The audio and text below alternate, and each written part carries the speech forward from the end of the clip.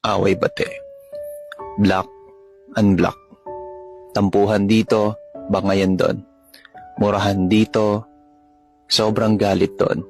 Yan ang kadalasan na buhay ng isang magkarelasyon. Di yan maiiwasan, lalo na pag sobrang nyo mahal ang isa't isa. Isang sign kasi na nag-aaway kayo is because you have something na pag-uusapan.